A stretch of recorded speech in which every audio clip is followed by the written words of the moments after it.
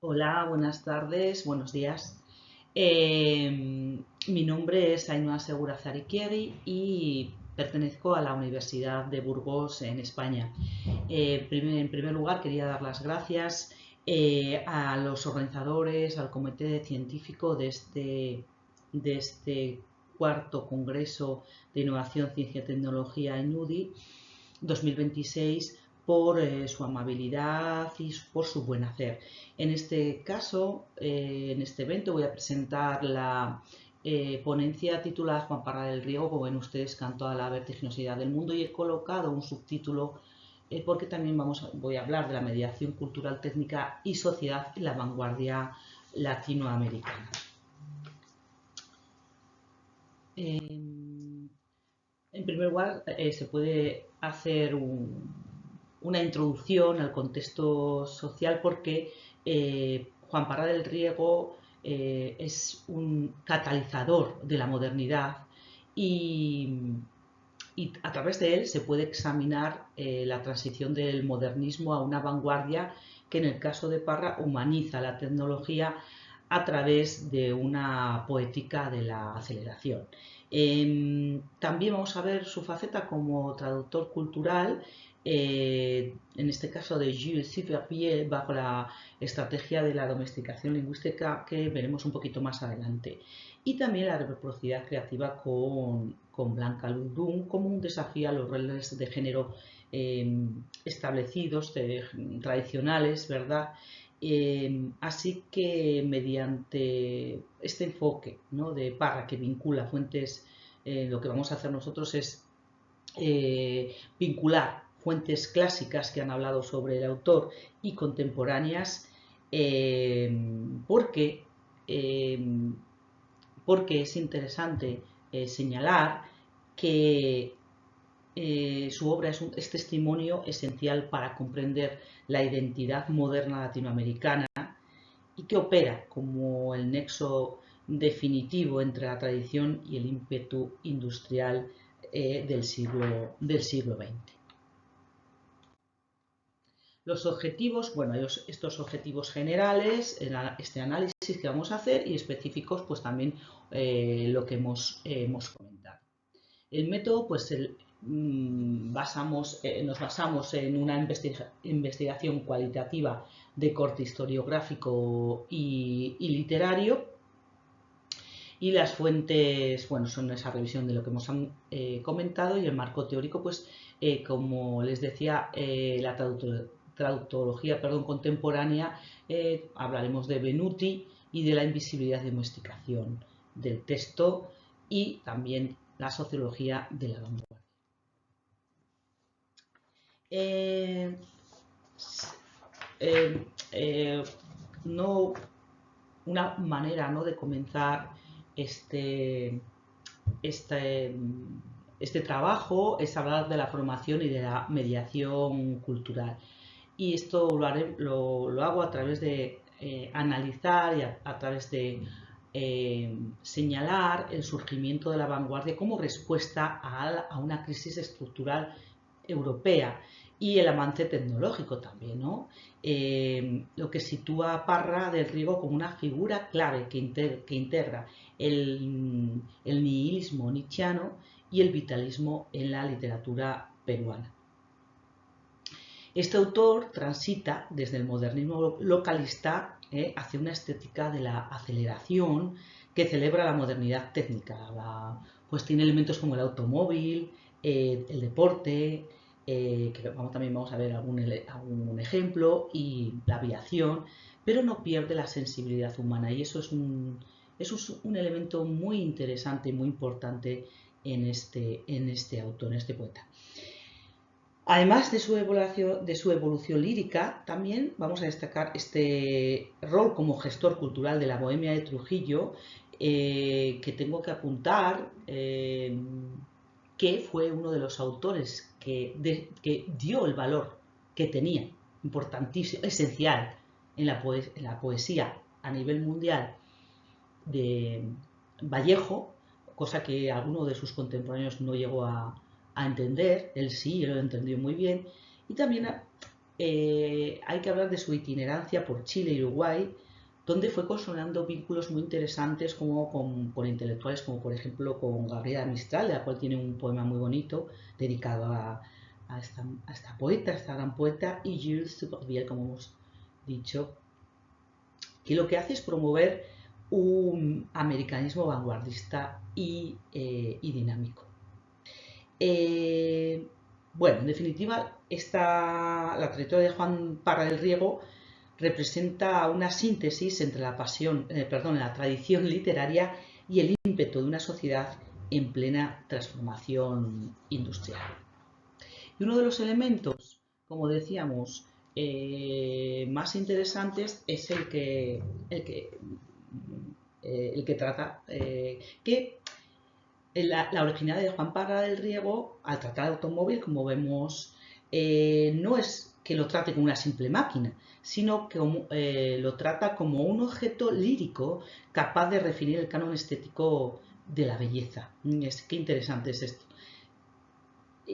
Además, a diferencia del futurismo europeo, por ejemplo, de Marinetti, el poeta peruano humaniza la tecnología. Aquí está el punto importante, mediante la psiquis de las máquinas, transformando el artefacto industrial en un organismo vivo y el monumento en un éxtasis espiritual. Así que para Parra del Riego, el coche simboliza más la democratización de la rapidez, y además es una metáfora de la libertad individual. De esta manera permite una transición sensorial desde el subjetivismo modernista hacia un objetivismo, esta objetividad vibrante.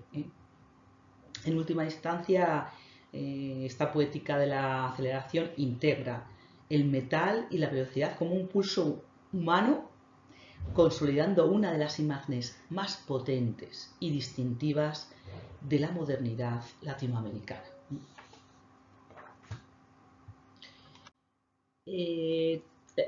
Una de las innovaciones más interesantes es el poliritmo, que ya Prada había realizado con anterioridad. Bueno, pues a él le sirve porque esa estructura métrica le da fuerza y le da base para la realización de sus poliritmos, como el del automóvil o la exaltación del deporte del poliritmo a Gradín.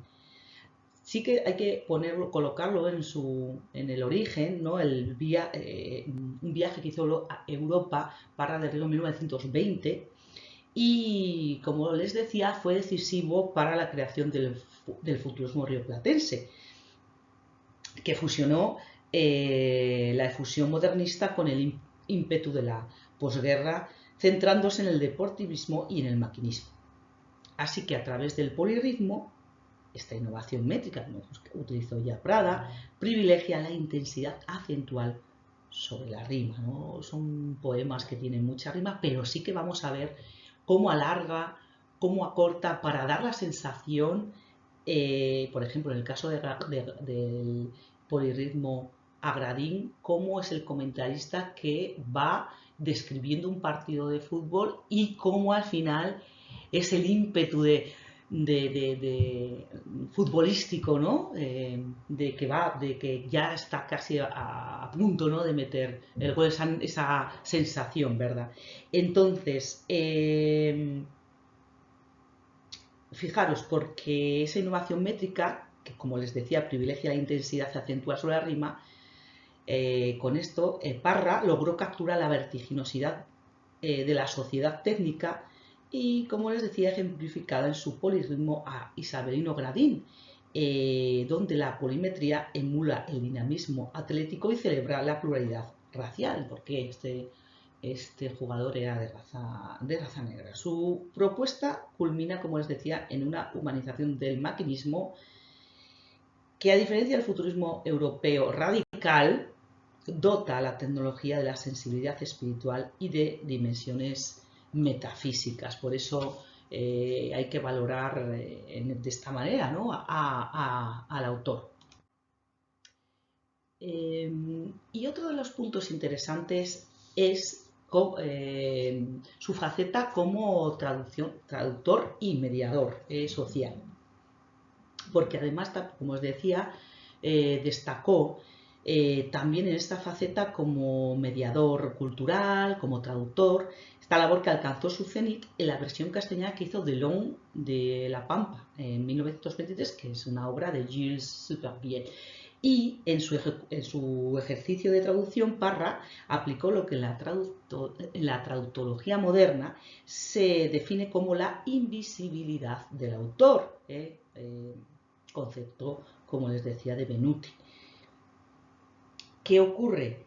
Que se orienta su estrategia hacia una domesticación del texto que permite atenuar los rasgos extranjeros de la obra para naturalizarla plenamente en el contexto hispanohablante. La elección de esta metodología no fue arbitraria, porque buscaba Parra que el lector rioplatense y peruano reconociera como propia la atmósfera de la Pampa que Supervielle, pese a escribir en francés, describía con una nostalgia profundamente americanista, ¿no? Americana, ¿no? Así que este proceso resultó de una complejidad técnica notable, ¿no? Y dada la naturaleza humorística fantástica de la farsa de Supervielle, hay que tener en cuenta cómo era el autor, ¿no? Y sus constantes unos juegos de palabras que desafiaban la literalidad del texto. Así que la labor de Parra no solo consistió en una transferencia lingüística rigurosa, además en una interpretación crítica y recreativa. Al ser él mismo un poeta de la vanguardia, claro, poseía la sensibilidad necesaria de ese momento para transponer la fragmentación y la polifonía del original sin que se perdiera el ritmo interno de la narración. Y como les decía, otro de los puntos muy importantes es su relación con Blanca Luz Brun, porque se trata, como les dejo escrito ahí en la slide, que fue un fenómeno de reciprocidad creativa y intertextualidad que trascendía lo biográfico. En su etapa final, la presencia de Brun transforma la lírica del poeta de Parra y desplaza la figura de la musa pasiva hacia una entidad vitalista que humaniza la retórica tecnológica y acelera la métrica del alejandrino.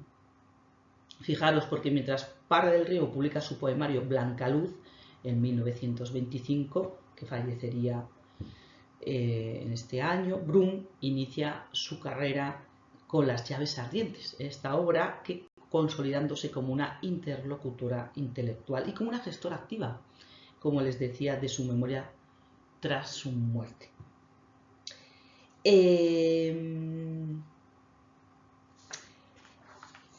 ¿Qué preguntas nos podríamos hacer acerca de Parra del Río? Una discusión, por ejemplo, dentro de lo que es la modernidad, cómo América Latina asimiló en ese momento la técnica sin perder la identidad o la tensión estética entre el equilibrio entre el sentimiento humano y esa fuerza de la máquina, cómo la resolvió. Sabemos cómo la resolvió Parra, pero también habría que hablar de cómo la resolvieron otros autores, y sobre la gobernanza, el papel del intelectual como un puente entre naciones y tradiciones.